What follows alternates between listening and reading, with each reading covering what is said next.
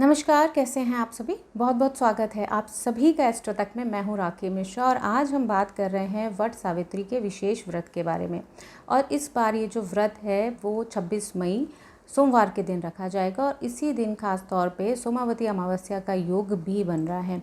इस व्रत को सत्यवान और सावित्री के अटूट प्रेम और विश्वास के प्रतीक के रूप में भी देखा जाता है। और ये व्रत खास तौर पर सुहागिन महिलाएं अपने पति की लंबी आयु और जीवन में सुख समृद्धि के लिए रखती हैं। अगर आपके जीवन में कोई भी खटास है, कोई भी परेशानी है, दोनों के रिश्ते के बीच में कोई भी अनबन है, तो आपको वट सावित्री का व्रत ज़रूर से रखना है। चाहे आप ये व्रत पहली बार रख रही हैं या फिर सालों साल से ये व्रत रखती आ रही हैं, यह व्रत बहुत ही महत्वपूर्ण है। कहा जाता है कि इसी दिन वट सावित्री का जो ये दिन होता है, ज्येष्ठ माह की जो अमावस्या का दिन है, इसी दिन बरगद के वृक्ष के नीचे देवी सावित्री ने सत्यवान के जो प्राण हैं वो यमराज से वापस लिए थे। तो इसीलिए बरगद के पेड़ की यानी कि वट के वृक्ष की पूजा करने का विशेष महत्व है और इसीलिए इस व्रत को वट सावित्री के व्रत के नाम से जाना जाता है। साथ ही इस वृक्ष में यानी कि वट के वृक्ष में ब्रह्मा, विष्णु और महेश तीनों का वास माना गया है। और इस दिन जब आप इस वृक्ष के नीचे बैठ करके पूजा करती हैं तो आपको ब्रह्मा, विष्णु और महेश का आशीर्वाद भी प्राप्त होता है। इस दिन आपको पूजा के लिए बरगद के वृक्ष के नीचे के समक्ष आपको एक दिया ज़रूर से अर्पित करना चाहिए। रोली, अक्षत, फल और फूल आप अर्पित ज़रूर से करें।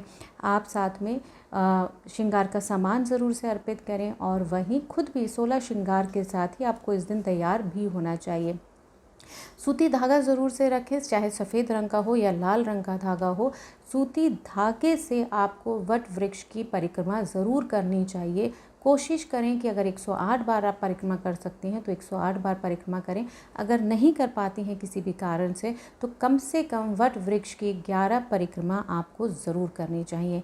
इसके साथ ही आपको इस दिन भगवान शिव और माँ पार्वती की भी पूजा ज़रूर से करें और माँ पार्वती को भी श्रृंगार का पूरा सामान और लाल चुनरी ज़रूर अर्पित करें।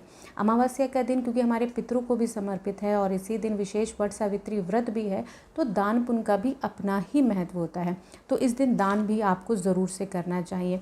आपको इस दिन मौसमी फल दान करें। आप जैसे मौसमी फल में तरबूज, खरबूज, आम, लीची, सत्तू, इस तरह की चीज़ें दान ज़रूर करनी चाहिए। आप जल का दान कर सकते हैं, आप घड़े का दान कर सकते हैं।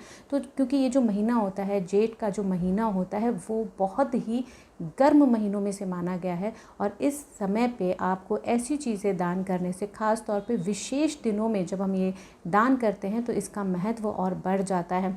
और अमावस्या के दिन इन चीज़ों का दान करने से हमें हमारे पितरों का आशीर्वाद भी प्राप्त होता है और हमारे पितृ भी खुश होते हैं और हमें असंपन्नता का आशीर्वाद देते हैं। तो ये जो दिन है 26 मई, जिस दिन वट सावित्री का व्रत भी है और इसके साथ ही सोमावती अमावस्या भी है, तो आपको इस दिन अपने पितरों के निमित्त दान पुण्य ज़रूर से करना चाहिए। और इसके साथ ये विशेष व्रत वट सावित्री का व्रत आप इस दिन ज़रूर से करें, जिससे आपके जीवन में कोई भी कष्ट परेशानी हो वो दूर ज़रूर होगी। तो ऐसी ही जानकारी के लिए आप सभी देखते रहिए एस्ट्रो तक। Thank you so much. आप सभी का दिन शुभ हो। अगर आप मुझसे जुड़ करके अपनी समस्याओं का समाधान चाहते हैं और चाहते हैं कि आपकी समस्याओं को ज्योतिष के माध्यम से सुलझाया जाए, तो आप हमसे संपर्क कर सकते हैं, जुड़ सकते हैं एस्ट्रो तक पर।